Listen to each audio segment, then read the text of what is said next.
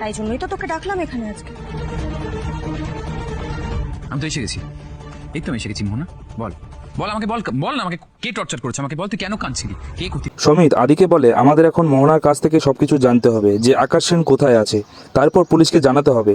মোহনার থেকে কথা বের করার জন্য পুলিশ ডাকতে হবে। সাজ বলে, এই দাদা ভাই, সবাই কেন মায়ের উপর এভাবে রেগে আছে? মা তো বলেছে মা কিছু করেনি। আমার মা তো কারো কোনো ক্ষতি করেনি রে। বাবাও মাকে কেন ভুল বুঝছে, কেউ মাকে বিশ্বাস করতে চাইছে না। কেশব বলে, তুই কাঁদিস না, এসব তুই বুঝবি না, তুই তো ছোট। আদি বলে, না, আমরা থানা পুলিশ কিছুই করব না। শুভর উপর আমরা একটু ভরসা রাখবো। আকাশ সেনকে এ বাড়িতে কিভাবে আনা যায় সেই রাস্তা শুভলক্ষ্মী ঠিক বের করবে। আরিয়া বলে, নিজের ভুলের জন্য এ বাড়ি থেকে চলে যেতে হচ্ছে, কেন এত কষ্ট হচ্ছে আমার? মিসেস রায়ের কথা কেন বারবার স্মৃতিতে ভাসছে? কত সহজে আমাকে সবাই ভুলে গেল। কতদিন আর এভাবে অন্যের বাড়িতে থাকবো? আমাকে কেউ কি পিছু রাখবে না? ঠিক সেই মুহূর্তে সেখানে আকাশ সেন চলে আসে রায়বাড়ির দরজায়। পরবর্তী পর্বটি দেখতে হলে অবশ্যই লাইক এবং সাবস্ক্রাইব করুন।